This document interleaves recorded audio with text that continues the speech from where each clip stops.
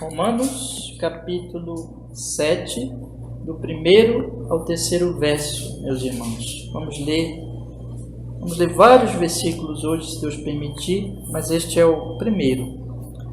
Diz assim a palavra do Senhor. Romanos 7, verso 1. Não sabeis vós, irmãos, pois que falo aos que sabem a lei, que a lei tem domínio sobre o homem por todo o tempo que vive. Porque a mulher que está sujeita ao marido enquanto ele viver, está-lhe ligada pela lei. Mas morto o marido, está livre da lei do marido. De sorte que, vivendo o marido, será chamada adúltera se for de outro homem. Mas morto o marido, livre está da lei, e assim não será adúltera se for de outro marido. Amém. Vamos orar, meus irmãos. Senhor nosso Deus, pedimos perdão de qualquer pecado em nossa alma neste momento, pelo sangue de seu Filho Jesus, e suplicamos também, Senhor, por meio dele, iluminação do seu Espírito, que o Senhor fale conosco, que o Senhor conduza este assunto controverso, assunto em nossos dias muito confuso, mas que o Senhor, pelo Espírito Santo, possa, Senhor, nos conduzir na verdade, e o nosso coração receba a palavra, Senhor, e seja edificado. Em nome do Senhor Jesus, nós oramos assim e damos graças. Amém e amém. Pode sentar, meus irmãos. Pode sentar. Amém.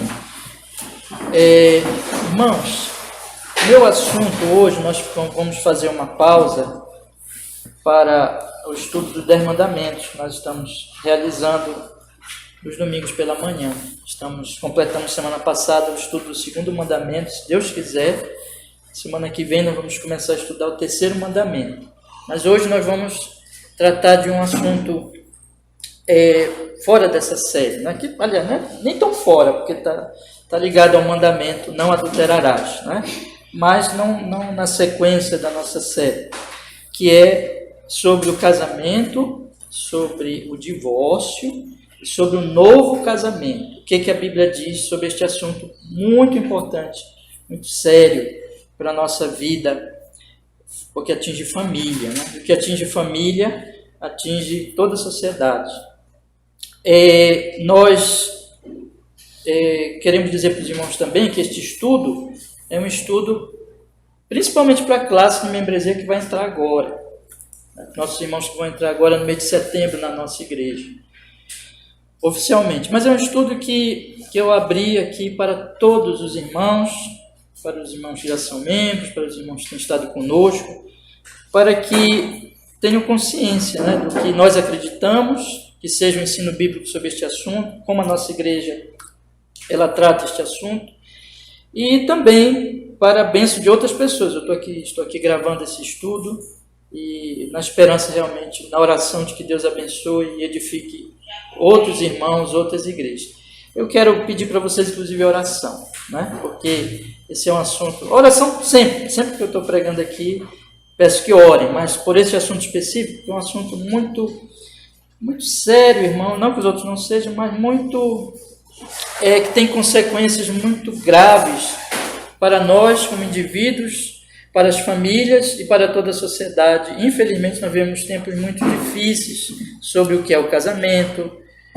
Basta nós observarmos aí que estão criando modalidades de relações totalmente estranhas à Bíblia e chamando de casamento. Mas isso aí fora, né, no mundo, e mesmo já tem igrejas, ditas igrejas cristãs, que estão aderindo a essas coisas muito diferentes já, que a Bíblia não tem nada a ver com a Bíblia, né? Mas mesmo nas igrejas tradicionais, históricas, que não tem a ver com esse tipo de coisa muito já distante da Bíblia, né? Mas tem tido uma influência também do mundo sobre essas questões, e apesar, como eu disse, não estar assim tão afastado como esses outros grupos, mas tem entendido também de forma errada, tem cedido a pressões do mundo, e a pressões externas, a pressões internas, e tenho tratado esse assunto de forma assim mais a agradar as pessoas, né? Agradar a situação que nós estamos vivendo hoje de grande, vamos dizer assim, fragilidade das famílias e dos casamentos. Antigamente, por exemplo, minha avózinha, né? Meu vozinho e minha avózinha viveram juntos até o final, mas hoje a gente vê jovens casam hoje e amanhã já separam, né? E daqui a pouco já tem um segundo relação, e daqui a pouco tem terceiro, e tem gente que, enfim, vira uma série de casamentos. E às vezes nem casa, né? Também a questão nem oficializa nenhuma relação, mas simplesmente vamos viver junto, vamos viver na mesma casa, não tem aquele compromisso, e já pensando assim que acabar aquele suposto amor ou paixão, vamos nos separar, vamos procurar outro amor. Então, e fora relações ainda mais descompromissadas, como pessoas que praticam relações sexuais às vezes com quem nem conheceram numa festa. Então a situação é extremamente grave que nós estamos vivendo hoje em todos esses sentidos, meus irmãos. E o que eu vou falar agora, eu quero até adiantar para vocês logo, é algo extremamente chocante para essa cultura, né?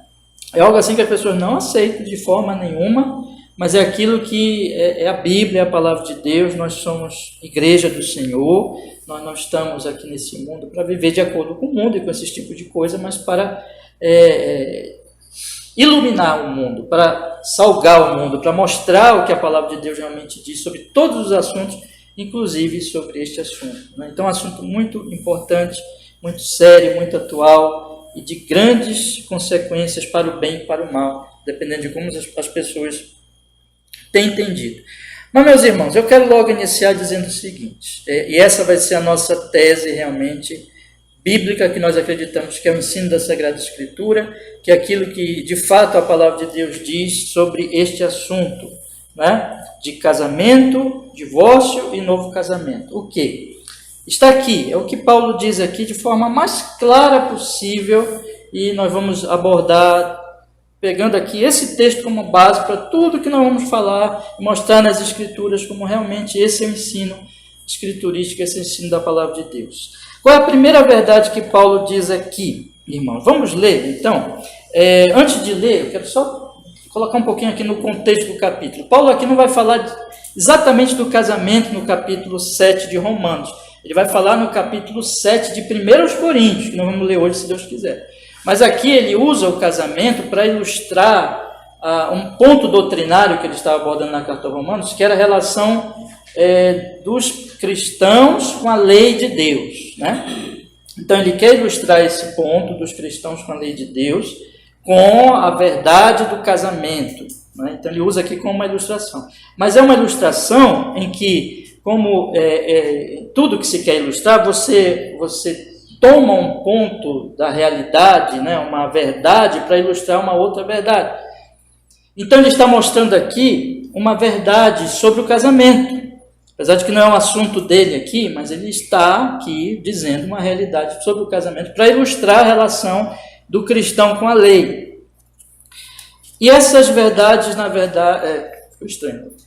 São duas verdades aqui que ele está abordando. Qual é? Vamos lá, vamos para a primeira, vamos ler o texto. Ele diz assim: não sabeis vós, irmãos, pois que falo aos que sabem a lei, que a lei tem domínio sobre um homem por todo o tempo que vive, porque a mulher que está sujeita ao marido enquanto ele vive, está-lhe ligada pela lei.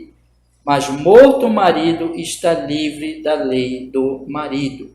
Primeira verdade, então, que ele diz aqui, que uma mulher casada, ela está ligada ao marido enquanto ele vive. Então, a primeira verdade, a única coisa que dissolve o casamento diante de Deus, daquele que estabeleceu o casamento, é a morte. A única coisa bíblica, sem dúvida alguma, que dissolve o casamento, que diz assim: esse casamento se dissolveu, esse casamento não existe mais, é a morte.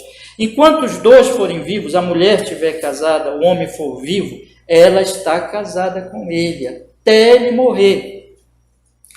Primeira verdade. Segunda verdade, versículo 3. De sorte que vivendo o marido será chamada adúltera se for de outro homem, mas morto o marido, livre está da lei, e assim não será adúltera se for de outro homem. É que a segunda verdade baseada na primeira. Desde que uma mulher está ligada ao seu marido, enquanto ele vive, o casamento existe diante de Deus, enquanto ele viver, e só vai ser dissolvido na presença de Deus quando ele morrer, se ela vivendo, o marido ainda for de outro homem, se ela se deitar com outro homem, se ela tiver relação sexual com outro homem, ou dentro do que ela entender, ou de que a cultura entender, ela se casar com outro homem, mesmo ainda estando casada com seu marido, com seu primeiro marido, ela está adulterando. O adultério é um pecado de pessoa casada. Então, a pessoa está casada, se ela tiver um envolvimento sexual com outra pessoa, com uma terceira pessoa, ela adulterou. Adulterou contra o seu marido, ela traiu o seu marido. Ela está afrontando aquela união que existe até o final da vida deles. Então, isso é adultério. Bom, mas essa verdade é uma verdade dupla, porque se é verdade dizer que ela adultera se ele estiver vivo e ela tiver então uma outra relação, correspondente verdade a essa é que morto o marido, essa segunda parte do texto, versículo 3, morto o marido, livre está da lei, e assim não será adúltera se for de outro marido. Então, se o marido morrer, se o primeiro marido morrer e ela casar de novo, aí não tem problema, aí ela não é adúltera, por quê? Já foi dissolvida aquele primeiro casamento pela morte do marido. Então, ela pode casar de novo. Então, nós temos duas verdades aqui básicas, irmãos. Primeiro, o casamento é para toda a vida. Segundo, se tiver uma relação fora do casamento, enquanto se estiver vivo, um dos cônjuges, o cônjuge, é adultério. Morrendo o cônjuge, é casamento legítimo diante de Deus. Esse é o ponto. Então, não tem para onde correr, não tem mais o que inventar. Isso é ensino bíblico e claro da Sagrada Escritura de Gênesis e Apocalipse, né? Então, tendo estabelecido isso aqui, vamos avançar, meus irmãos, para definirmos o que é o casamento. E nós vamos observar que o casamento, ele é alguma coisa que, pela natureza dele, nós podemos entender por que ele é assim tão sério, ele é vitalício. Ele só se dissolve com a morte. Por quê? Pelo que o casamento é, pela natureza do casamento. Eu quero dizer para os irmãos aqui 3 verdades sobre o casamento. Primeiro, e aí nós vamos ler vários textos das Escrituras nesta manhã, né? Então, os irmãos estejam prontos aí para ler. Vamos ler primeiro Gênesis capítulo 2, versículo 18. A instituição do casamento. Gênesis capítulo 2, versículo 18. A instituição do casamento. Diz assim a palavra do Senhor. Disse o Senhor Deus: não é bom que o homem esteja só. Far-lhe-ei uma ajudadora idônea para ele. Havendo, pois, o Senhor Deus formado da terra todo animal do campo e toda ave do céu, os trouxe a Adão para este ver como lhe chamaria. Tudo que Adão chamou a toda alma vivente, isso foi o seu nome. E Adão pôs os nomes a todo gado, aves dos céus, a todo animal do campo, mas para o homem não se achava ajudador idôneo. Então o Senhor Deus fez cair um sono pesado sobre Adão, e este adormeceu, e tomou uma das suas costelas e cerrou a carne em seu lugar.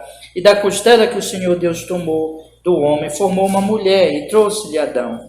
E disse Adão: esta agora é osso dos meus ossos, carne da minha carne, será chamada mulher, porquanto do homem foi tomada. Portanto, deixará o homem o seu pai e a sua mãe, e apegar-se-á a sua mulher, e serão ambos uma carne. E ambos estavam nus, o homem e sua mulher, e não se envergonhavam. Primeira verdade é que quem instituiu o casamento não foi uma instituição humana, não foram os homens que inventaram, não foi um contrato social meramente, porque os homens decidiram fazer isso porque era uma coisa útil para a sociedade, nada disso. Quem instituiu o casamento foi Deus. Ele instituiu o casamento na criação. Então Deus criou todas as coisas, criou o homem primeiro, criou os animais, e Deus viu que não era bom que o homem estivesse só. Não que Deus tivesse visto isso naquele momento, Deus já tinha esse propósito, mas aqui é para constar mesmo que o homem precisava de uma companheira. Ele olhava para todos os animais, tinha os dois sexos entre os animais, ele conhecia os animais, ele deu um nome para os animais, e ele percebia isso, que ele estava só, e ele percebia que não tinha nenhum animal correspondente a ele, não tinha nenhuma auxiliadora idônea, não tinha ninguém que correspondesse a ele. Então Deus fez a mulher da costela do homem, trouxe Adão, casou os dois. Deus foi o primeiro ministro de casamento, né? Casou os dois, instituiu aquele casamento. Então Adão, cheio de alegria, disse: esta agora é osso dos meus ossos, carne da minha carne, esta será chamada mulher, porquanto do homem foi tomada. Portanto, ela é carne da minha carne, osso dos meus ossos. Deixará o homem o seu pai e sua mãe e apegar-se-á sua mulher. O homem casado agora, ele tem uma relação profunda, ele deixa pai e mãe, não é que abandone pai e mãe, não vai mais olhar o pai e mãe, mas agora ele está unido à sua esposa, ele constitui uma unidade com a sua esposa, que a Bíblia chama de dizer que é uma só carne, fala de uma unidade profunda, que não é quebrada, está feita essa unidade. É o casamento, então, uma só carne, uma unidade, instituído por Deus, e monogâmico, um homem e uma mulher. Primeira verdade. Na nossa confissão, nas confissões reformadas, eu não vou ter tempo de ler agora as provas bíblicas, mas basicamente o casamento, segundo as confissões, e isso é bíblico, ele tem 3 benefícios. Ele é para o auxílio, o homem estava só, mas agora ele vai ter o auxílio dessa auxiliadora idônea, então é um auxílio mútuo, um auxilia o outro, é um companheirismo mais profundo que existe. Segundo lugar, é para a propagação da raça, crescei e multiplicai, né? Então a propagação conforme a vontade de Deus, portanto a relação sexual, a gravidez, a geração de filhos, dentro, biblicamente falando, para ser dentro do casamento e a propagação da raça. Em segundo lugar, para a pureza, né? Isso depois, já que o pecado entra, devido às tentações e a contaminação da carne, para a pureza de homem e de mulher. Então são esses 3 propósitos e benefícios do casamento: auxílio, propagação e pureza. Então a primeira verdade, irmão, foi criado por Deus. Segunda verdade que eu quero dizer para os irmãos, e agora eu quero ler com vocês 3 textos. Primeiro, Malaquias, que é o último livro do Antigo Testamento. Malaquias, capítulo 2, versículo 14. Malaquias, capítulo 2, versículo 14. A segunda verdade sobre o casamento é que o casamento é uma aliança diante de Deus, e uma aliança que manifesta, que apresenta a aliança entre Deus e o seu povo, entre Cristo e a igreja. Então é uma aliança entre um homem e uma mulher diante de Deus, que apresenta, que manifesta o casamento, digamos assim, o casamento de verdade. Que esse casamento aqui humano é uma ilustração do casamento, né? Podemos dizer assim, que o casamento entre Deus e o seu povo, entre Cristo e a sua igreja, aquele que é o nosso noivo, aquele que é o nosso esposo, aquele que vem morrer por nós, a igreja dele. Malaquias capítulo 2, versículo 14, diz assim: e dizeis, por quê? Porque o Senhor foi testemunha entre ti e a mulher da tua mocidade, com a qual tu foste desleal, sendo ela a tua companheira. E olha o que diz aí: e a mulher da tua aliança. É uma aliança, é a aliança de Deus, ela existe dentro da aliança de Deus com o seu povo, e é uma aliança que expressa, por sua vez, o casamento é uma aliança que expressa essa aliança entre Deus e o seu povo. E observem que também o Senhor diz assim: o Senhor foi testemunha entre ti e a tua mulher, a mulher da tua mocidade. Quando o homem e a mulher se casam, quando eles vão lá diante do juiz, fazer aquele acordo, aquela aliança, assinar aquele papel, né? E um acordo ali diante da sociedade, mas não é só, chama testemunha, né? Mas tem uma testemunha lá que é mais importante de todos. Quem é? Deus. Deus está ali como testemunha. Deus está dizendo, eu fui testemunha, eu sou testemunha do teu casamento. Tu casaste diante de mim. O casamento tem Deus como testemunha. O casamento, ele manifesta, é uma aliança que manifesta a aliança entre Deus e o seu povo e tem Deus como sua testemunha. Segunda verdade. Eu vou ler mais 2 textos dentro dessa verdade, só para confirmar aqui, meus irmãos. Provérbios, capítulo 2, versículo 17. Provérbios, capítulo 2, versículo 17. Diz assim a palavra do Senhor. Provérbios, capítulo 2, versículo 17. Aqui está falando da mulher, uma partezinha aqui, Provérbios fala muito disso, da mulher adúltera. E diz aqui então, capítulo 2, versículo 17, dessa mulher, que a palavra de Deus vai proteger o jovem desse tipo de mulher aqui. Essa mulher que deixa, Provérbios 2, 17, que deixa o guia da sua mocidade e se esquece da aliança do seu Deus. Essa mulher, quando ela adultera e ela vai buscar o rapaz lá, Provérbios fala mais adiante nos capítulos, no próximo capítulo, capítulo 7, ela está esquecendo da aliança do seu Deus.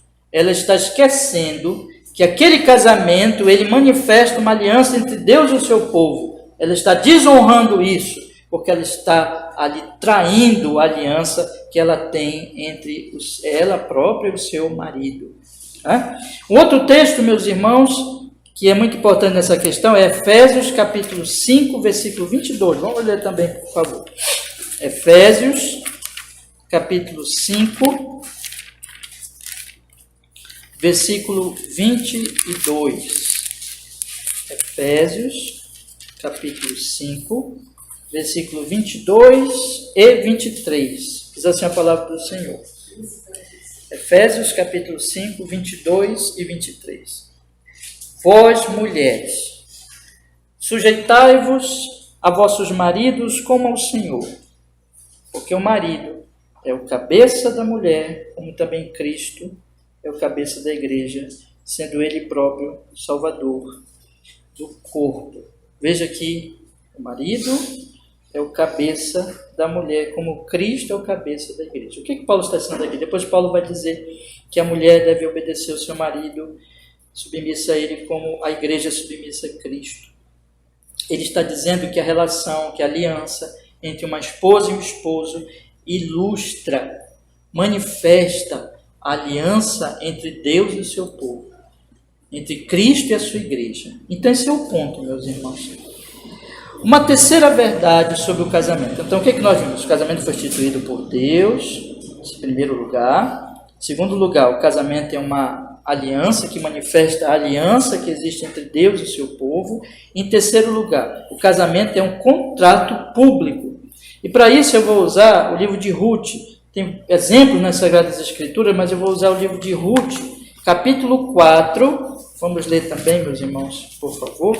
Ruth, capítulo 4, fica aí depois de Juízes, né?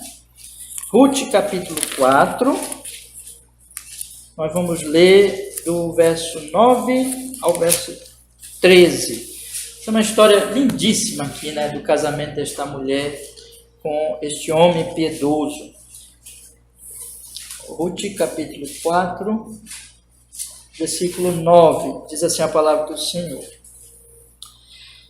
Então Boaz disse aos anciãos e a todo o povo: sois hoje testemunhas de que tomei tudo quanto foi de Elimeleque e de Quilion e de Malom e da mão de Noemi, e de que também tomo por mulher a Ruth, a Moabita, que foi mulher de Malom, para suscitar o nome do falecido sobre a sua herança, para que o nome do falecido não seja desarraigado dentre os seus irmãos e da porta do seu lugar. Disto sois hoje testemunhas. E todo o povo que estava na porta, e os anciãos disseram: somos testemunhas, o Senhor faça esta mulher que entra na tua casa, como a Raquel e como a Lia, que ambas edificaram a casa de Israel, e porta-te valorosamente em Efrata, e faze-te nome afamado em Belém. e seja a tua casa como a casa de Pérez, que Tamar deu à luz a Judá, pela descendência que o Senhor te der desta moça. Assim tomou Boaz a Rute, e ela lhe foi por mulher, e ele a possuiu, e o Senhor lhe fez conceber, e deu à luz um filho. Então, uma história muito bonita, inclusive de um homem mais velho com uma moça, e aqui tem por trás disso uma questão de uma outra lei envolvida, que dizia respeito ao marido anterior dela. Mas o ponto que eu quero destacar é isso. Vocês percebem que o casamento não é uma coisa assim que dois jovens ou uma mulher decidem, olha, vamos aqui individualmente morar juntos, já é casamento. Ou qualquer relação sexual já é casamento, uma decisão deles já é casamento. Não, meus irmãos, casamento é um contrato, casamento é uma aliança, casamento é um acordo, casamento de respeito também às autoridades e à sociedade em geral. Então, é uma coisa que também é pública, né? No sentido de que é uma aliança diante das pessoas, diante da sociedade, e há ali testemunhas. Portanto, meus irmãos, nós dizemos, tem a ver com autoridade, tem a ver com contrato, tem a ver com papel, tem a ver com assinatura, tem a ver com tudo isso, né? Não é simplesmente alguma coisa, é legal, é alguma coisa dentro da lei das nações, e deve ser instituído pelas nações, e tem sido instituído pelas nações. Não é alguma coisa simplesmente que o indivíduo aí decide se unir com outra pessoa e diga que isso é casamento. Não é assim, livre, né? Não é uma decisão meramente individual, mas é alguma coisa legal, que tem testemunhas, que é diante das autoridades, que é reconhecido diante da sociedade, e assim por diante. Então, meus irmãos, essas três verdades eu gostaria de colocar diante de vocês aqui, para nós percebermos que o casamento é coisa séria, né? Não é ali comprar uma balinha ali na mercearia, não é ir ali passear no parque ou ir numa praia, não é ver um filme, é alguma coisa que, em primeiro lugar, é instituída por Deus para auxílio, propagação da raça e pureza sexual. Segundo lugar, é uma aliança entre um homem e uma mulher, tendo Deus como testemunha, que vai expressar a aliança entre Deus e o seu povo, entre Cristo e a igreja. Terceiro lugar, é alguma coisa que é um acordo legal, é um contrato, é sério, diante de autoridades, diante de testemunhas, diante da sociedade. Então, é sério. E o que a Bíblia diz? Que segundo Paulo, é para toda a vida, toda a vida. Irmãos, isso vai nos levar, eu li com vocês Malaquias, isso vai nos levar agora ao próximo, daqui a pouco vou ler Malaquias de novo, mas vai nos levar agora à questão do divórcio. O que a Bíblia fala sobre o divórcio? E o que a Bíblia fala sobre novo casamento? O divórcio dentro da nossa sociedade está cada vez mais fácil se divorciar. Você sabe disso, né? Então, há uns 40, 50 anos, o divórcio era mais difícil. Mas com o passar dos tempos, e as coisas vêm facilitando há tempo, né? Há muito tempo que a coisa vem se facilitando o divórcio, né? Então, com o passar dos anos, das décadas, o divórcio se tornou cada vez mais fácil, rápido, simples. Mas o divórcio, ele é uma instituição legal que procura desfazer tudo isso que eu falei para os irmãos, né? Este casamento. O que a Bíblia fala, então, sobre o divórcio? Vamos ler Deuteronômio, capítulo 24, do verso 1 ao verso 3. Deuteronômio, quinto livro da Sagrada Escritura, né? Capítulo 24, do verso 1 ao verso 3.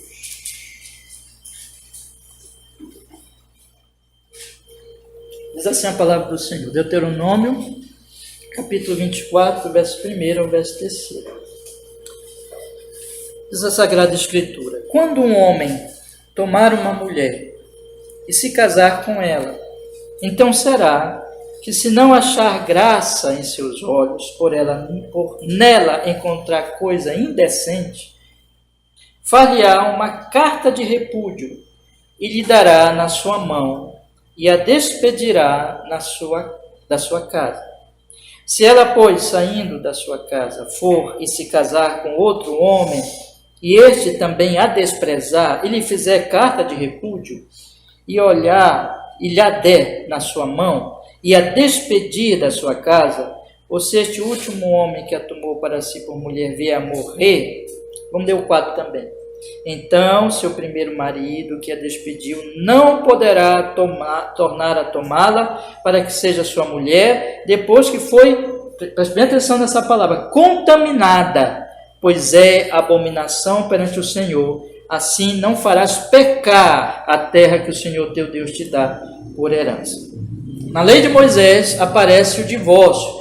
Veja que o divórcio não é uma ordenança. Deus não está dizendo aqui se divorcie, mas Deus está tratando com uma situação que existe entre os homens. Um homem não quer mais ficar com uma mulher. Um homem vê nela, não acha mais graça em seus olhos. Um homem encontra nela coisa indecente. O que é isso, coisa indecente? É muito difícil, irmãos. É um texto bem difícil esse. E é bem difícil nós definirmos, afinal de contas, o que é essa coisa indecente. E eu não quero tratar muito desse aspecto agora, né? Mas o que eu quero falar para vocês é que nós podemos ter certeza de que esta coisa indecente não é o adultério.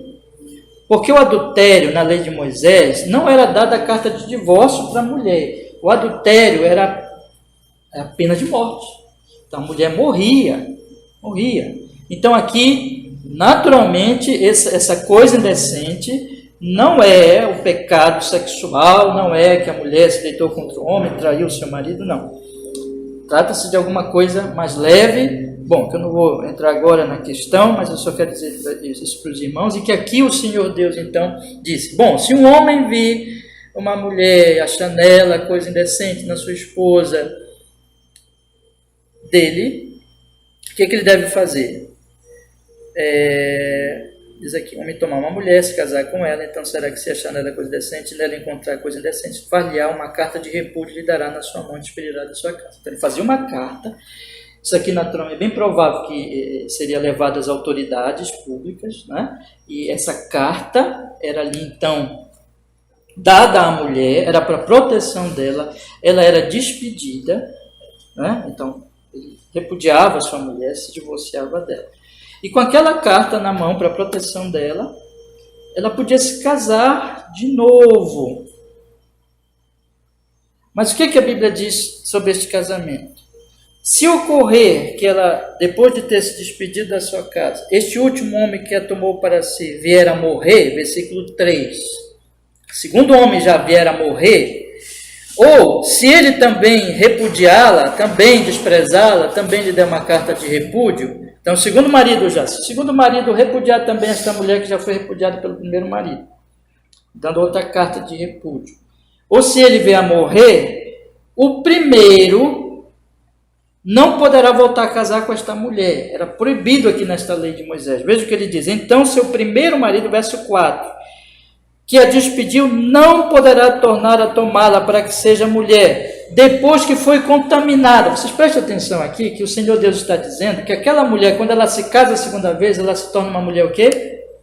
Contaminada. Que sentido? No sentido espiritual. Vocês percebem que aqui Deus não está se agradando disso. Deus diz, isso é pecado, isso é errado, isso não é conforme a minha vontade, isso é uma contaminação espiritual. E provavelmente, para que os homens percebessem, Deus está legislando ali dentro daquela situação social, para que eles pudessem perceber a seriedade disso, diz assim, olha, se você fizer isso, e depois você se arrepender, caso a sua mulher já tenha casado a segunda vez, e mesmo sendo repudiada pelo segundo marido, ou mesmo o marido morrendo, você não poderá mais voltar a ela. Provavelmente aqui a intenção de Deus era mostrar a seriedade do casamento, que não é uma brincadeira. Então, era proibido, e nós podemos dizer que isso continua valendo, meus irmãos. Continua sendo proibido. Então, no caso desse, que existia um divórcio, e a mulher se casar a segunda vez, ela não poderá mais voltar com o primeiro marido. Isso aqui é uma lei que está em Deuteronômio. e que mostra a seriedade, e mostra, na verdade, que aquela mulher já foi contaminada, e que os homens não poderiam ficar casando e descasando assim de qualquer jeito, que Deus colocou ali freios para mostrar que o casamento é coisa séria. Ele diz, veja o que ele diz na segunda metade do versículo 4, pois é abominação perante o Senhor, assim não farás pecar a terra que o Senhor teu Deus te dá por herança. Irmãos, mesmo nessa circunstância, mesmo no Antigo Testamento, o Senhor nosso Deus, ele vê o repúdio como e o novo casamento, mesmo aqui tolerando, mesmo tendo uma lei que tolerava isso, ele vê isso como uma contaminação da mulher, ele vê isso como uma abominação perante ele vê isso como um pecado na terra que Deus dá por herança, significando que isso trará ira dele sobre a terra, porque Deus abomina essas coisas. Malaquias, de novo, capítulo 2, versículo 14, é ainda mais explícito sobre esse desgosto, digamos assim, esse desprazer divino, o fato de que o nosso Deus, digamos, ele não aceita, é contra a sua justiça, contra a sua lei, o repúdio, o divórcio. Ele diz aqui no capítulo 2, versículo, agora vamos ler mais um pouquinho, do verso 14, Malaquias, último livro do Antigo Testamento, né? Capítulo 2, do verso 14 ao 16. Veja o que o Senhor Deus diz. E dizeis, por quê? Porque o Senhor foi testemunha entre ti e a mulher da tua mocidade, com a qual tu foste desleal, sendo ela a tua companheira e a mulher da tua aliança. Foste desleal. Foste desleal. Ele continua dizendo, não fez ele somente um ainda que sobrava o espírito? E porque somente um, ele buscava uma descendência para Deus. Portanto, guardai-vos em vosso espírito, e ninguém seja, olha aí, infiel para com a mulher da sua mocidade, que é a primeira mulher lá, que o homem repudiou. Versículo 16. Porque o Senhor, o Deus de Israel, diz o que, irmãos? Odeia o repúdio. E aquele que encobre a violência com a sua roupa, diz o Senhor dos Exércitos, portanto, guardai-vos em vosso espírito e não sejais desleais. O Senhor Deus odeia o repúdio, odeia o divórcio. Veja que tem uma lei lá de Deuteronômio que, como que nós vamos ver mais adiante, o próprio Senhor Jesus vai falar isso no Novo Testamento, Deus tolera, na Antiga Aliança, Deus tolerava o repúdio, mas ele diz aqui claramente, foste desleal. Deus não alivia para este homem, ele diz, foste desleal com a mulher da tua mocidade, com a mulher da tua aliança. Deus deixa claro, eu odeio isso, eu odeio o repúdio, eu odeio o divórcio. Deus odeia o divórcio, meus irmãos. Deus odeia o divórcio. Por quê?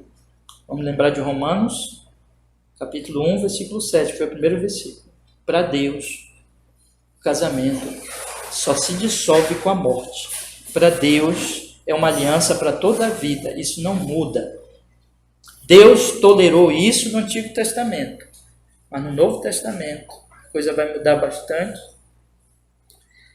mas mesmo no Antigo Testamento ele deixa claro, eu odeio e tu foste desleal. O que o Senhor Jesus Cristo diz sobre isso? Vamos ler agora Marcos, capítulo 10, versículo 1. Vamos para o Novo Testamento agora. Marcos, capítulo 10, versículo 1. Os fariseus, eles eram inimigos de Cristo, né? Como grupo. Não, nem todos eram, 100%, né? Mas temos o problema de Nicodemos que foi procurar Jesus. Mas eles, como partido religioso, eles eram inimigos de Cristo. E eles ficavam o tempo todo querendo pegar Jesus numa falta. E eles vão fazer uma pergunta ao Senhor Jesus, baseado, muito provavelmente, nessa lei que nós acabamos de ler, de Deuteronômio capítulo 24, meus irmãos. E veja o que eles fazem aqui então, vamos ver. Levantando-se dali, Marcos capítulo 10, verso 1. Levantando-se dali, foi para os termos da Judéia, além do Jordão, e a multidão outra vez se reuniu em torno dele, e tornou a ensiná-los como tinha por costume. E aproximando-se dele, os fariseus perguntaram-lhe, tentando: é lícito ao homem repudiar sua mulher? Você percebe a pergunta deles, né? Estavam tentando, estavam provocando Jesus, queriam pegar Jesus numa contradição. Não vou entrar muito em detalhes sobre isso aqui, sobre o que eles queriam, mas só pontuar aqui rapidamente. A questão nos interessa neste momento. Eles fizeram essa pergunta, que é muito útil para nós hoje, inclusive. É lícito ao homem repudiar sua mulher? E aí versículo 3 diz: mas ele respondendo disse: que vos mandou Moisés? Aí eles citam Deuteronômio, e eles disseram: Moisés permitiu escrever carta de divórcio e repudiar. Aí olha o que Jesus diz, aqui no versículo 5. E Jesus respondendo disse-lhes: pela dureza dos vossos corações vos deixou ele escrito esse mandamento. Por que Deus deixou escrito isso, irmãos? Por causa da dureza do coração daquele povo. Irmãos amados, a antiga aliança, nem todos eram eleitos, e nem todos tinham, enfim, um coração, como o coração, por exemplo, de Davi. E olha que até Davi pecou. Deus, na antiga aliança, ele estava legislando de acordo com aquela situação que o pecado causou no coração dos homens, porque o pecado habita no coração, o pecado é rebeldia desde o profundo do coração. E os homens, desde o início, se rebelaram contra o casamento. Onde começa a bigamia? Vocês lembram? Eu disse para vocês que Deus criou o casamento monogâmico. Onde começa a bigamia? Na família de quem? Vocês lembram? De Caim. E a partir dali nós observamos que a coisa foi evoluindo até chegar a uma Sodoma e Gomorra. Então nós temos o casamento monogâmico para toda a vida, e nós temos as deturpações que o pecado foi causando, e a sociedade foi sendo contaminada e manchada por esses costumes, e os homens no seu coração rebelde amam essas coisas, e aí vem poligamia, e aí vem todo tipo de distorção. Então Deus faz uma aliança com Israel, mas Deus legisla tendo em conta que nem todos poderiam suportar, digamos assim, a santidade, que havia dureza de coração, havia rebeldia, e Deus trabalha como que tolerando aquela situação e legislando, e para evitar que a coisa se torne pior. Por exemplo, Deus legisla essa palavra, sobre o divórcio, para que a mulher seja protegida, dando a ela o que? Uma carta de divórcio, para evitar, vamos dizer assim, a liberdade total da perversidade do homem, como mais forte que a mulher. Então Deus legisla, Deus vai, e como Deus faz hoje na sociedade. As leis servem para quê? As leis não exigem santidade. Para que existe governo? Para que existe autoridade? Não é para exigir santidade do coração, mas para impedir que os homens cometam atos cada vez piores. Santidade plena, justiça plena, haverá só no novo céu, na nova terra. Mas nesse mundo, há, vamos dizer assim, um trabalho do Senhor na sua providência, pelas leis, pelos governos, pelas autoridades, para conter a maldade dos homens. E aqui, meus irmãos, há uma tolerância do Antigo Testamento para a dureza do coração de homens que, grande parte deles, nem crentes eram, nem eram de Deus mesmo, estavam só ali na aliança meramente carnal. Era uma aliança carnal, era uma aliança de sangue, sanguínea, era uma aliança de povo, de nação, de terra. E Deus legisla de acordo com essa realidade. de acordo com a dureza do coração deles. Porém, o Senhor diz assim, em vez de vocês irem a Moisés, preste atenção nisso, vocês têm que ir em Gênesis. Porque vocês não podem ir a Moisés para entender o casamento. Porque em Moisés está trabalhando já com o pecado estabelecido e com a humanidade caída, e Deus legislando, tendo em vista isso. Mas vocês têm que ir para a criação. Vocês têm que ir para o propósito original do Senhor, quando Ele instituiu o casamento. E aí Jesus vai para Gênesis. Eu vou ler com vocês o 5 e o 6 para vocês pegarem isso, tá bom? No 5 diz assim, e Jesus, respondendo, disse-lhes, pela dureza dos vossos corações, vos deixou escrito esse mandamento. Porém, desde o princípio da criação, Deus os fez o quê, irmãos? Macho e fêmea. Aí, olha, Jesus cita lá o texto que está em Gênesis. Por isso deixará o homem o seu pai e a sua mãe, e unir-se-á a sua mulher, e serão os dois uma carne, e assim já não serão dois, mas uma carne. Cita Gênesis. Aí ele encerra com este mandamento, que esse mandamento esse aqui é mandamento de Deus mesmo. Portanto, o que Deus ajuntou, não o separe o homem. Vocês estão entendendo isso, meus irmãos? O Senhor Jesus está dizendo aqui, todo divórcio, aqui nós podemos aplicar para todo divórcio, que está permitido nas Sagradas Escrituras. É isso mesmo. É permissão, não mandamento. E Deus permitiu, por causa dos homens duros, do seu coração, inclusive para conter. Deus, eles não podiam obedecer, serem santos, eles eram duros. Deus legisla de acordo com isso, mas Deus contém essa maldade, que sem essas leis ainda se tornaria a situação pior. A mulher sofreria ainda mais, que é a parte mais frágil. O que Pedro diz lá em Pedro? A mulher é a parte mais frágil. Deus sempre protege a parte mais frágil. Deus diz que a parte mais forte deve proteger a parte mais frágil.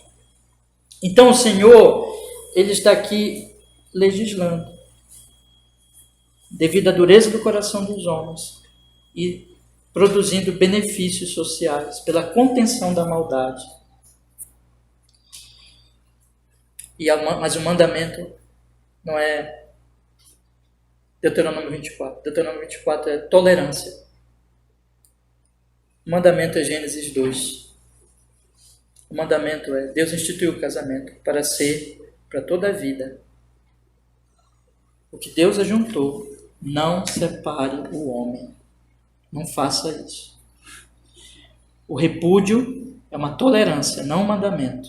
O mandamento é, fique casado até seu cônjuge morrer. Entendeu? O que Deus ajuntou, não separe. Não separe, não separe. Irmãos, versículo 10 diz, em casa, tornaram os discípulos a interrogá-lo acerca disto mesmo. E ele lhes disse, qualquer que deixar a sua mulher e casar com outra, adultera contra ela. E se a mulher deixar o seu marido e casar com outro, adultera. Jesus vai mais longe, quando ele conversa com seus discípulos, e ele explica assim, qualquer que deixar a sua mulher, portanto, deu carta de repúdio, e casa com ela, com outra mulher, o que ele está fazendo? Ele está adulterando contra a sua primeira esposa. Que é isso que o repúdio fazia diante de Deus. Deus tolerava, mas era isso que estava acontecendo.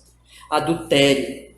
Segundo o casamento, quando a pessoa ainda está viva, o primeiro cônjuge está vivo, quando a pessoa, do primeiro casamento está vivo, o segundo casamento o que é, irmãos? Adultério. Qualquer que deixa sua mulher e casa com outro, adultera contra a primeira mulher. E se a mulher deixar o seu marido e casar com outro, mesma coisa. Você vê que Jesus diz homem e mulher. Então, se o homem deixa sua mulher e casa com outra, adultera contra a sua mulher. E a mulher que deixa o seu marido, é diferente? Não é diferente. Se ela casa, deixa o primeiro marido e casa com outro, ela adultera. Irmãos queridos, não tem para onde ir. Tá bom? O segundo casamento com a pessoa viva é adultério. Eu quero estabelecer isso aqui bem claramente para os irmãos. O segundo casamento, tendo o primeiro cônjuge, do primeiro casamento ainda vivo, é adultério contra aquela pessoa. Está quebrando ali a confiança, está traindo, está pecando, é pecado. Segundo casamento, tendo a pessoa viva ainda, a primeira pessoa viva, é pecado de adultério. Não dá para escapar disso. Nenhum contorcionismo exegético que se tenta fazer para mudar, não muda. É isso que a Bíblia estabelece, é isso que a Bíblia diz, é isso que está escrito lá em Romanos capítulo 7, que Paulo estabelece. A mulher está ligada pela lei ao marido até ele morrer. Se o marido não morrer, ela se envolver com outro homem, ela está adulterando. Mas se ele morrer, não tem problema, pode casar. É isso, é Bíblia. É isso que Deus estabeleceu, é isso que está na criação, é isso que está no início. Mais um texto, meus irmãos. Depois eu vou falar da suposta cláusula de exceção que muita gente defende. Mas vamos ler ainda mais um texto. Lucas capítulo 16, versículo 18. Lucas capítulo 16, versículo 18.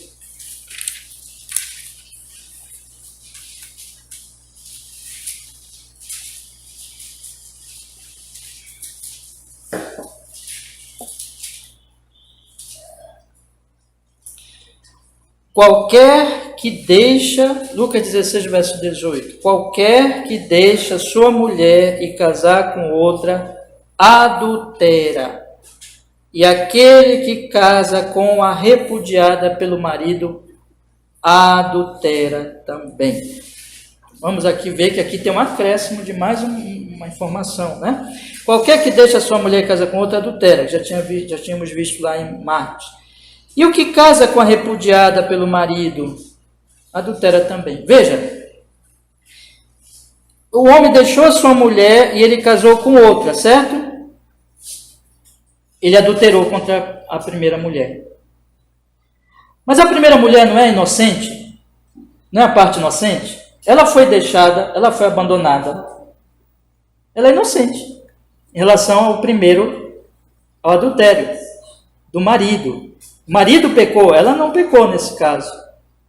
Mas o que a Bíblia diz? Aquele que casa com esta mulher que é inocente, ela é inocente, ela não adulterou no primeiro casamento. Quem adulterou foi o marido dela. Mas aquele que casa com essa repudiada pelo marido, adultera.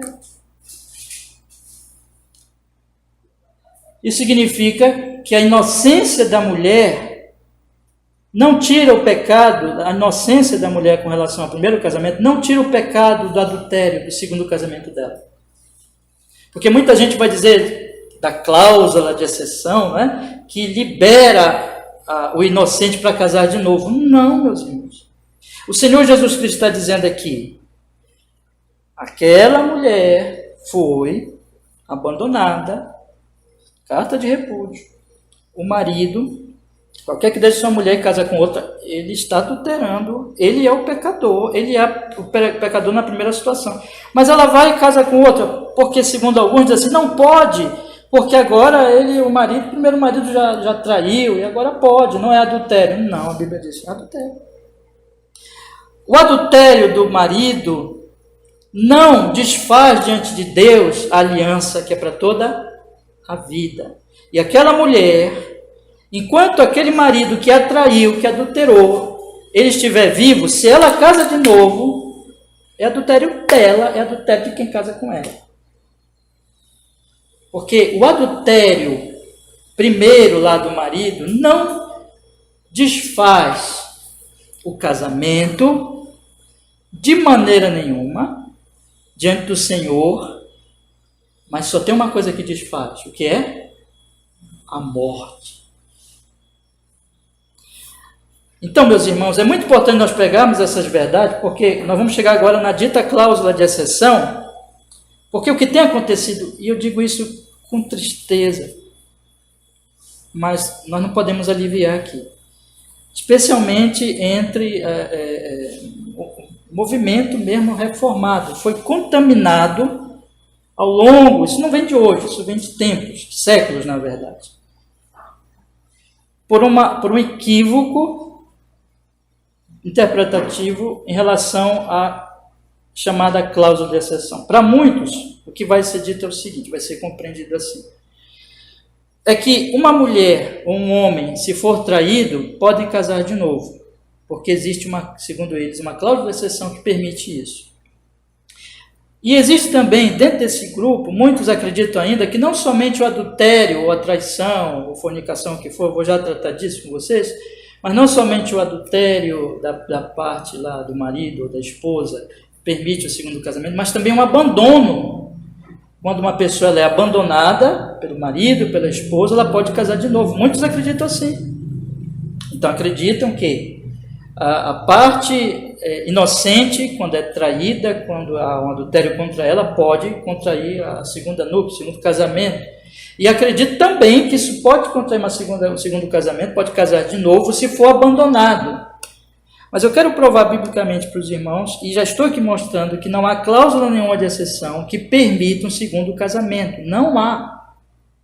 Porque se houvesse, não estaria esse texto aqui. O que nós vamos fazer com esse texto? O que nós vamos fazer com Marcos? E o que nós vamos fazer com o próprio Mateus, que eu vou ler agora com vocês, Mateus 5, Mateus 19, que muitos acham ali uma cláusula de exceção, que simplesmente não existe. Vamos ver agora, então, Mateus capítulo 5, versículo 31 e 32. Mateus capítulo 5, versículo 31 e 32.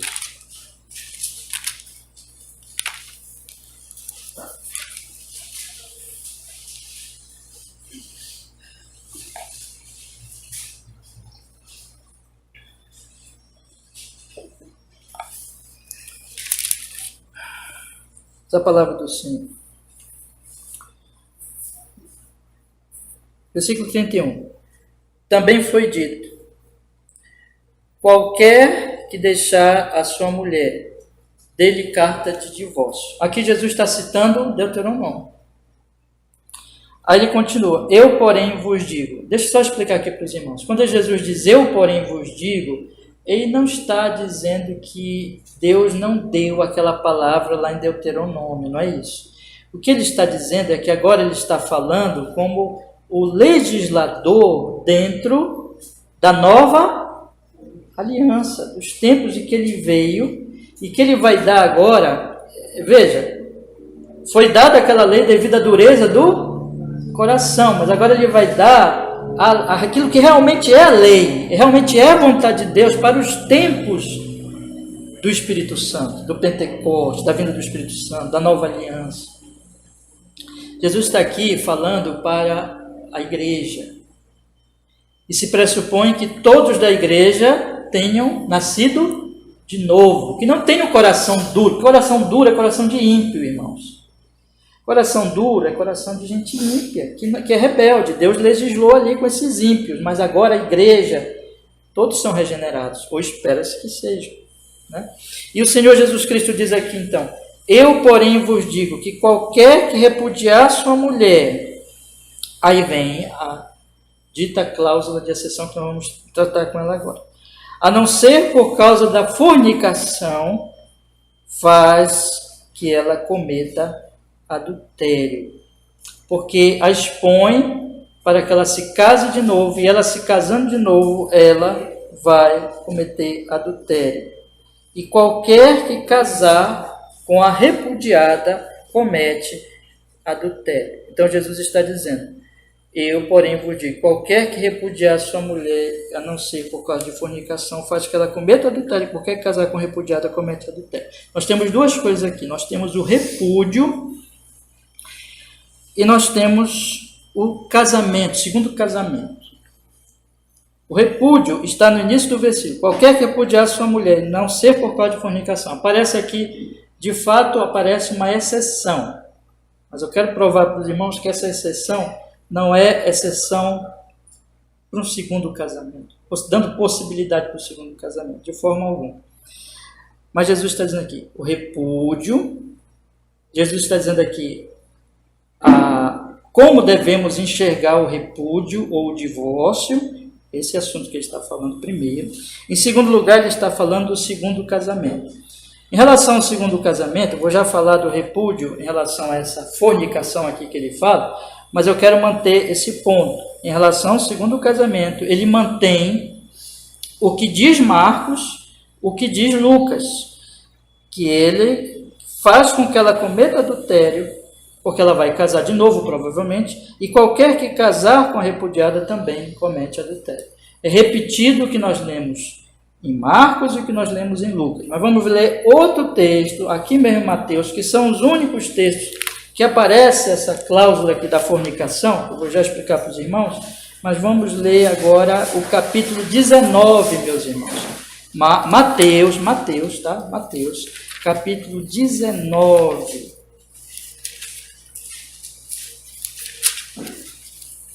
Vamos ler a partir do primeiro versículo. Diz assim: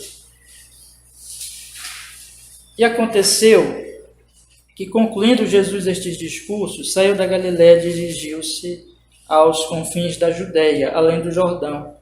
E seguiram-no grandes multidões e curou-os ali. Então chegaram a ele os fariseus, tentando, dizendo: É lícito ao homem repudiar sua mulher por qualquer motivo? Observem que por qualquer motivo. Tinha duas escolas ali de interpretação de Deuteronômio 24. Uma era mais aberta, dizia assim, qualquer coisa o homem poderia dar uma carta de divórcio. Uma outra era mais restrita, tinha que ser um erro da mulher mais grave, né? Tinha essas duas interpretações. Mas aqui veja que eles perguntam, pode dar uma carta por qualquer motivo? Aí diz assim, Jesus respondeu assim. Ele, porém, respondendo, disse, verso 4, não tendes lido que aquele que os fez no princípio, macho e fêmea os fez, volta para o Gênesis, igualzinho Marcos que nós lemos, e disse, portanto, deixará o homem pai e mãe, se unirá a sua mulher, e serão dois, uma só carne. Assim não são mais dois, mas uma só carne, portanto, que Deus ajuntou, não separe o homem. Olha aqui para mim, vocês veem que eles perguntam assim para Jesus, Senhor Jesus não respeitava Jesus, mas eles disseram aqui, né? É lícito ao homem repudiar sua mulher por qualquer motivo? Aí o que Jesus responde? Olha, vocês não leram lá que ele fez macho e fêmea? Vocês não leram isso? Que depois que ele fez, ele os casou, aí está dito lá que deixará um pai e mãe e eles se tornam uma só carne? Então, é lícito despedir por qualquer motivo? O que Jesus diz? Não é lícito despedir por nenhum motivo.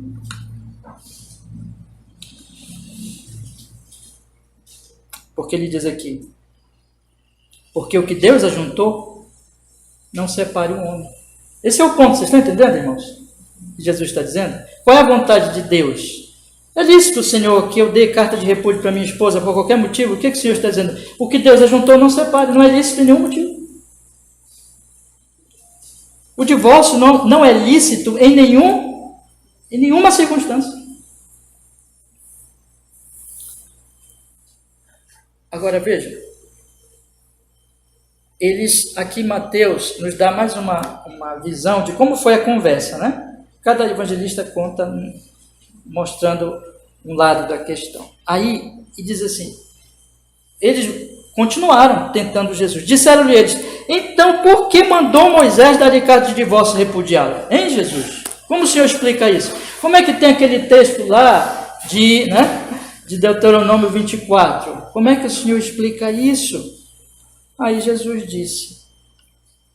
disse-lhes eles, Moisés, por causa da dureza dos vossos corações, vos permitiu repudiar vossas mulheres, mas ao princípio não foi assim.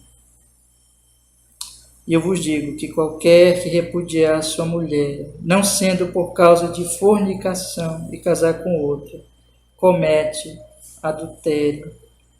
E o que casar com a repudiada também comete adultério. Jesus está dizendo, vou já falar aqui da cláusula, tá, irmãos? Mas Jesus está colocando aqui a coisa tão séria, que ele diz assim, olha, é adultério. O divórcio, quando ele leva ao casamento, ao segundo casamento, o que ele vai produzir? Ele vai produzir adultério. E Deus permitiu, deu essa licença para o divórcio e deu a licença para o segundo casamento, mas não é que essa seja a vontade dele. A vontade dele é que não haja divórcio, porque ele odeia o repúdio. A vontade dele é que você fique casado até o final da sua vida, ou da vida do seu cônjuge. E o que aconteceu ali foi que ele tolerou por causa da dureza do coração de vocês.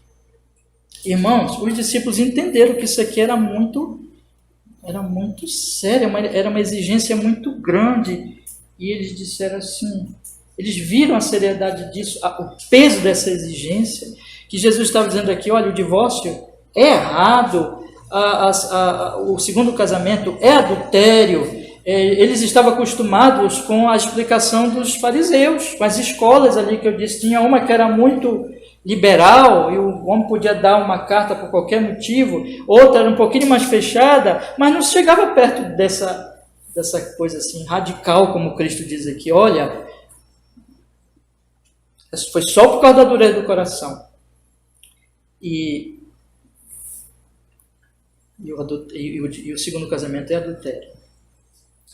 Aí eles dizem assim, olha como eles perceberam a seriedade disso, que diz no versículo 11, disseram os discípulos, se assim é a condição, estou lendo aqui o versículo 10 agora, se assim é a condição do homem, seus discípulos de Jesus disseram, viu, irmãos, relativamente à mulher não convém casar. Ele está dizendo assim, já que é assim tão difícil, é algo muito difícil de cumprir, é algo muito difícil de seguir. É difícil demais.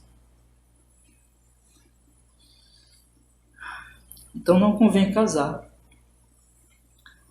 Aí Jesus diz, olha o que Jesus diz no versículo 11, meus irmãos. Ele, porém, lhes disse, nem todos podem receber esta palavra, mas só aqueles a quem foi concedido. Vocês estão entendendo isso?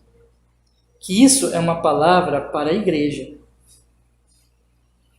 Isso é um mandamento que só aqueles que é concedido graça podem obedecer. Está claro, meus irmãos? Olha o que Jesus diz. Jesus diz aqui, nem todos podem receber esta palavra, mas só aqueles a quem foi concedido. Inclusive, continua ali ligado à questão que Deus tolerou por causa da dureza do coração, porque Deus sabia que isso eles não iam cumprir. E a coisa ali tinha que haver legislação dentro daquela realidade, do pecado, da maldade. Então, Jesus está dizendo aqui, isso é graça, irmãos. Irmãos, é graça. Casamento é graça. Fidelidade é graça. Suportar as dificuldades, a luta do casamento é graça. Não repudiar é graça. Continuar até o fim é graça. Isso é obra do Espírito Santo. Isso é graça de Deus. Para cumprir aqui estas verdades, é obra do Espírito Santo. Eu não estou dizendo que os homens ímpios não podem viver para sempre com as suas esposas, e muitos têm vivido, né? Mas ali não é o casamento cristão. Vocês estão entendendo, irmãos? Eu estou falando de uma relação cristã, dentro da aliança, dentro do que Jesus estabelece, dentro do que ele faz a sua obra do Espírito Santo. Eu não estou aqui, meus irmãos, dizendo isso para vocês, que isso é uma coisa que o mundo pode obedecer e cumprir. Não pode. Jesus está dizendo, isso é quem é concedido. Aí ele fala assim, meus irmãos queridos, deixa eu falar uma coisa para vocês aqui. Eu tenho tanta coisa para falar ainda, e o tempo ali, né? Eu posso deixar uma parte para a semana que vem? Tem problema para vocês? Pode? Tá bom? Eu não queria, mas eu vou deixar para semana que vem. Mas eu estou vendo aqui que eu não vou conseguir. Mas eu vou avançar. A gente começou tarde. Vocês vão almoçar aqui mesmo, né? Então, vamos avançar mais um pouquinho, tá bom? Tem um pouquinho de paciência mais com o pastor aqui. Mais 15 minutos. Pode ser? Aí a gente para e encerra o nosso culto. Vamos lá. A semana que vem eu continuo de onde eu parar. Mas veja, irmãos. Ele está dizendo aqui, eu vos digo, é graça, né? Aí ele continua... Aí ele fala dos eunucos. Vamos ver aqui os eunucos. Versículo 12, ele diz assim: porque há eunucos que assim nasceram do ventre da mãe, e há eunucos que foram castrados pelos homens, e há eunucos que se castraram a si mesmos por causa do reino dos céus. Quem pode receber isso, receba. Vamos explicar aqui. Jesus está dizendo que esse mandamento dele é só para quem pode receber. É só para quem é dado graça para obedecer. Não é que Deus não vai julgar os outros, não. Viu? Não é isso que eu estou dizendo. Eu não estou dizendo que Deus não vai julgar o adultério dos ímpios. Deus vai julgar o adultério dos ímpios no dia do juízo. Deus vai seguir essa porção aí de segundo, terceiro, quarto casamento. A gente está no sexto casamento. Deus vai trazer tudo isso à tona. Mas o que eu estou dizendo é que uma vida santa nesse mundo, que cumpre esses mandamentos, que obedece, é graça, é obra do Espírito Santo. E Jesus dá aqui o exemplo dos eunucos, que eram homens ali, né, que serviam nos haréns e assim por diante. Mas ele diz assim: há eunucos que assim nasceram do ventre da mãe. Há pessoas que já nasceram com uma condição física que as impedem de casar, de ter relação sexual. Já nasceram assim.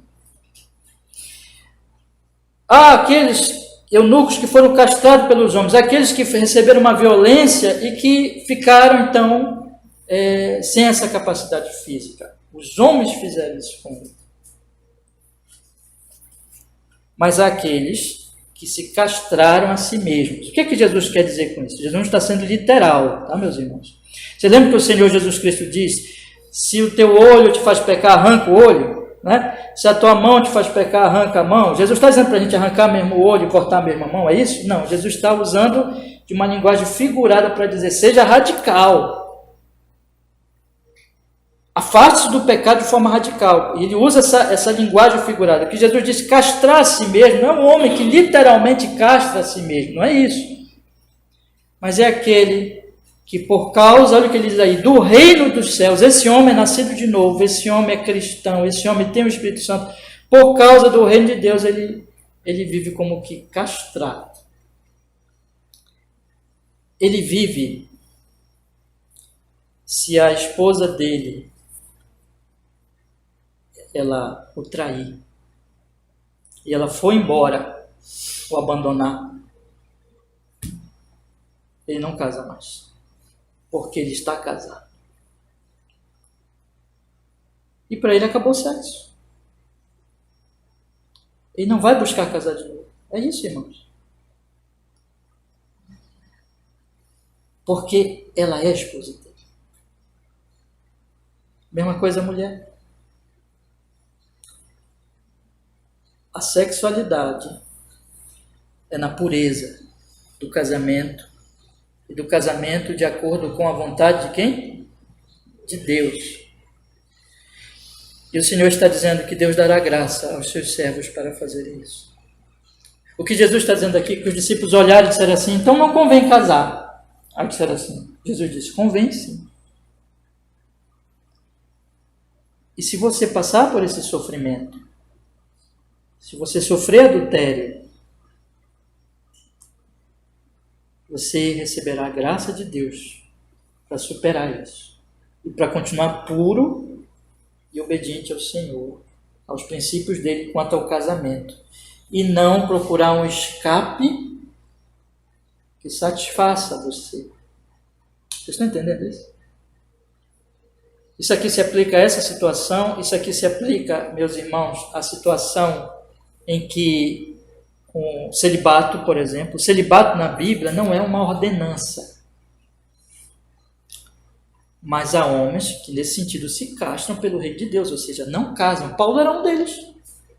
Nós vamos ler daqui a pouco não sei se vai dar tempo, mas nós vamos ler em 1 Coríntios 7, que o apóstolo Paulo, ele dizia: eu queria que todos os homens fossem como eu, porque os tempos são difíceis, que todos os homens fossem celibatários, que todos os homens não casassem, para que pudessem se dedicar ao reino de Deus mais livremente. Mas isso não é uma ordenança, viu, irmãos? Por favor, não pense que o celibato é uma ordenança. Não, o celibato é um dom. O celibato é uma graça que Deus dá a homens e a mulheres que não vão casar e não casam, porque Deus tem um propósito na vida deles. Às vezes ele já tem um propósito na vida deles, mesmo de missão, de testemunho, de dedicação a alguma causa do Evangelho que tem a ver com a causa do Evangelho. Às vezes na providência eles não casam, e Deus não dá esposa, não dá esposo. É a graça que o Senhor dá. Entende, irmãos? Mas Jesus encerra dizendo assim, vamos ler aí. Quem pode receber isto, receba-o. Às vezes na providência divina, Deus não decreta tudo, irmãos. Deus não está no controle até do pecado. Deus não está no controle até do pecado do adultério. Deus não está no controle do pecado do adultério de um homem contra a sua esposa, da sua esposa contra o homem. Se Deus permitiu isso, Deus dará graça ao servo traído para que ele se conserve fiel aos mandamentos, à doutrina bíblica, à vontade do Senhor, quanto ao casamento. O servo do Senhor tem que entender que o segundo casamento que é adultério. E que o que só o libera para o segundo casamento é a morte do cônjuge e não o adultério do cônjuge. Isso é graça. Por isso que Jesus está dizendo, vamos ler o versículo 11 e o versículo finalzinho do versículo 12. No versículo 11 ele diz assim, ele, porém, lhes disse, nem todos podem receber esta palavra, mas só aqueles a quem foi concedido. Isso é graça de Deus. No finalzinho do versículo 12 ele diz, quem pode receber isto, receba-o. Você, eunuco de nascença, é aquele que foi castrado pelos homens. Jesus coloca 3, né? Você castra a si mesmo pelo reino dos céus. Tudo é graça. Tudo Deus vai operar de tal maneira para que este mandamento seja cumprido. O discípulo diz, isso é muito difícil, Senhor. E Jesus diz, isso não é difícil, isso é impossível para o homem ímpio, mas a graça faz possível. Lembra que disseram assim, né? É mais fácil um camelo passar pelo fundo de uma agulha, Jesus disse, do que um rico entrar no reino dos céus. É impossível, portanto, um rico entrar no reino dos céus. Jesus está dizendo isso. Mas Deus salva rico. O que é isso? Graça. Para o homem é impossível, mas para Deus é possível. Ah, pastor! Irmãos, a gente que é pastor, é um dilema que nós temos que enfrentar com todo tipo de situação e de questionamentos, de irmãos sofridos que passaram por essas lutas. Eu estou aqui gravando, irmão, talvez alguém até vá ouvir na gravação, né?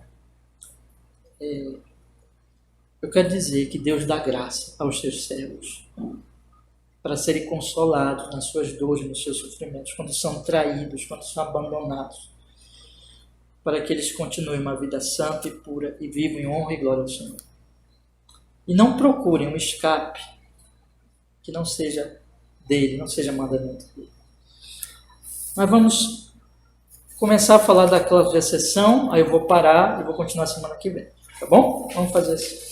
Vamos voltar, vamos olhar agora continuar olhando para Mateus, capítulo... Continue nesse mesmo versículo, meus irmãos. Mateus 19, porque alguns intérpretes, eles vão dizer assim, isso é muito popular, é muito comum nas igrejas essa interpretação. Essa semana, eu passei a semana toda lendo, estudando, lendo artigos e pesquisando. A maioria,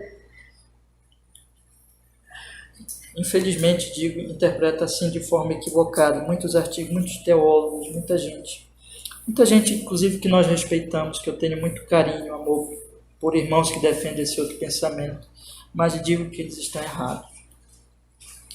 Veja o que diz o versículo 9. Jesus diz assim, eu vos digo, porém, que qualquer que repudiar sua mulher, aí vem essa exceção aqui, não sendo por causa de fornicação, e casar com outra comete adultério, e que casar com a repudiada também comete adultério.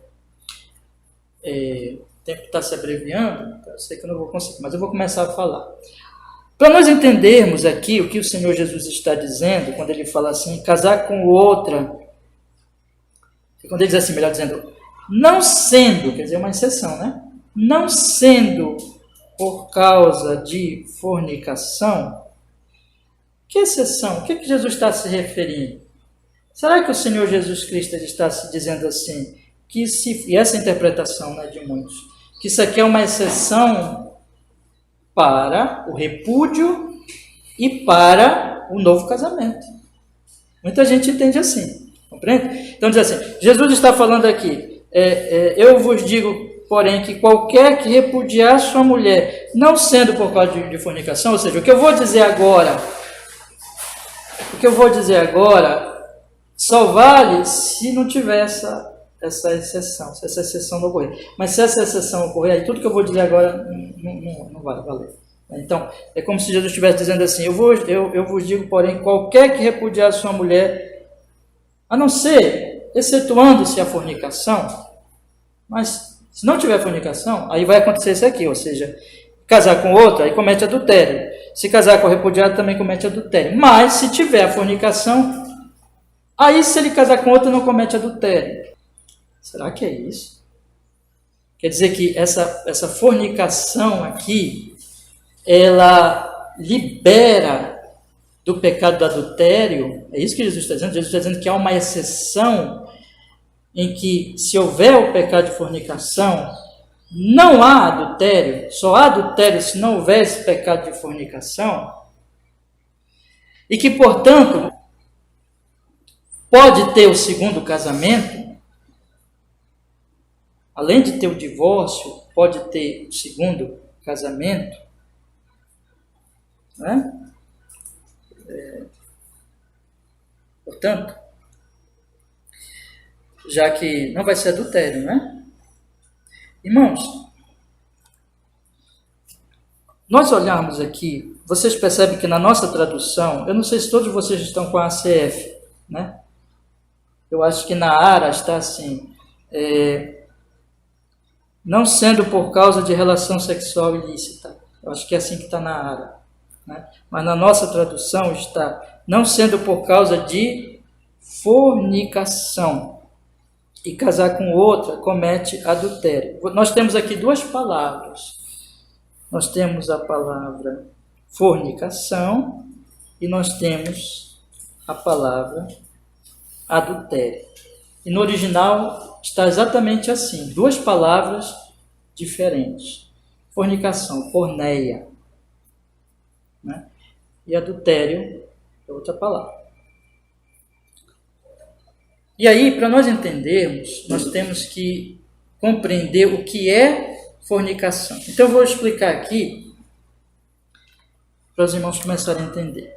Adultério, nós já sabemos o que é o pecado do adultério. O pecado do adultério, ele envolve uma pessoa casada, uma relação extraconjugal de uma pessoa que é casada. Então, ali o que é? Adultério, né?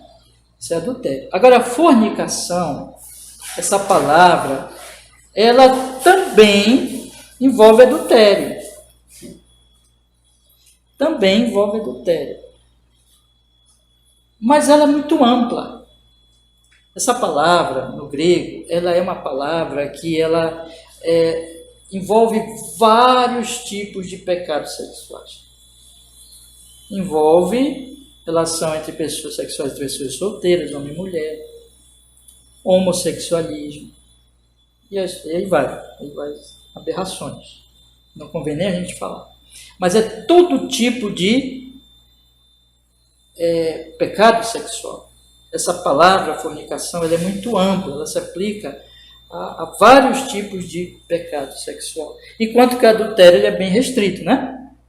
A palavra mocheia, ela é restrita, ela se refere ao pecado de pessoa casada. Porneia não, porneia é fornicação, uma ampla quantidade de pecados. Então, o nome aqui é escolhido. Este nome, por que Jesus não falou adultério? Por que Jesus não disse assim? Eu vos digo, porém, qualquer que repudiar sua mulher, não sendo por causa de adultério. Mas ele disse, qualquer que repudiar sua mulher, não sendo por causa de fornicação. Por que Jesus escolheu essa palavra? Por que Mateus registrou assim, com essa palavra e não com outra? Semana que vem, tá bom? E a gente vai entender então a cláusula de exceção. Vamos orar, meus irmãos? Vamos pedir. Eu peço para vocês orarem, tá, meus irmãos? É um assunto bem difícil. Jesus disse, quem puder receber, né? Receba. Que Deus nos dê graça para recebermos este ensino da palavra do Senhor. Vamos orar? Senhor, muito obrigado, porque nós podemos, Senhor, nosso Deus, estudar este assunto, começar a estudar.